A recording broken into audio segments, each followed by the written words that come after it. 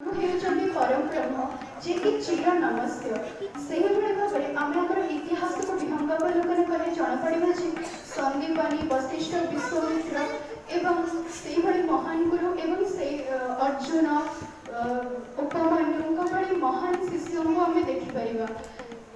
ଅଧିକନ୍ତୁ ଏକଲଭ୍ୟ କିଭଳି ନିଜର ଆଙ୍ଗୁଳି କାଟି ତାଙ୍କ ଗୁରୁଙ୍କୁ ଗୁରୁଦକ୍ଷିଣା ରୂପେ ଦେଇଥିଲେ ଏବଂ ସ୍ୱାମୀ ବିବେକାନନ୍ଦ ତାଙ୍କର ଗୁରୁ ଶ୍ରୀ ରାମକୃଷ୍ଣ ପରମହଂସଙ୍କ ଶେଷ ସମୟରେ ଯିଏକି କ୍ୟାନ୍ସରରେ ପୀଡ଼ିତ ଥିଲେ ତାଙ୍କର କଫ ପୂଜକ ନିଜର ହାତରେ ନେଇକି ସଫା କରିଥିଲେ ସେଇଟା ଦେଖିପାରିବା।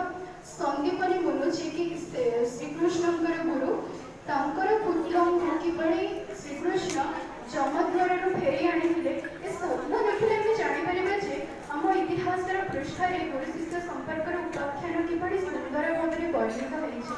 ବାସ୍ତବରେ ଆମର ଭାରତୀୟ ସଂସ୍କୃତି ଆଉ ପରମ୍ପରାରେ ଗୁରୁଙ୍କର ସ୍ଥାନ ସର୍ବୋଚ୍ଚ। ଆଉ ଆମର ଯିଏକି ଆମ ଭାରତର ପ୍ରଥମ ଉପରାଷ୍ଟ୍ରପତି ଯାହାଙ୍କ ନାମ କହିଲି ଡକ୍ଟର ସର୍ବପଲ୍ଲୀ ରାଧାକୃଷ୍ଣ ତାଙ୍କର ଭାରତୀୟ ସଂସ୍କୃତି ଓ ଦର୍ଶନ ଉପରେ ବହୁତ ଅଗାଧ ପାଣ୍ଡିତ୍ୟ ଥିଲା। ସେ ସବୁବେଳେ ଗୁରୁଙ୍କୁ ସର୍ବୋଚ୍ଚ ସ୍ଥାନରେ ଦେଖୁଥିଲେ କିନ୍ତୁ ସେ ସମାଜରେ ଲକ୍ଷ୍ୟ କରିଥିଲେ କି ଗୁରୁ ବା ଶିକ୍ଷକ ଶିକ୍ଷୟିତ୍ରୀମାନେ ଯେତିକି ସମ୍ମାନ ପାଇବା କଥା ସେମାନେ ସେତିକି ସମ୍ମାନ ପାଉନାହାନ୍ତି।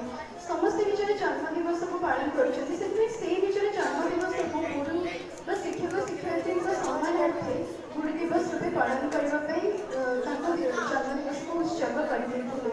ତେଣୁ ମୁଁ ଶେଷରେ ଏତିକି କହିବାକୁ ଚାହିଁବି କି ଏକ ସୁସ୍ଥ ସମାଜ ଗଠନ ନିମନ୍ତେ ଆମେ ଗୁରୁଙ୍କୁ ନିଶ୍ଚିତ ଭାବରେ ସର୍ବୋଚ୍ଚ ସ୍ଥାନରେ ରଖିବା ଦରକାର, ଯଦ୍ୱାରା ଭାରତ ଦିନେ ଏକ ବିଶ୍ୱଗୁରୁ ସ୍ଥାନରେ ଅଧିଷ୍ଠିତ ହେବ।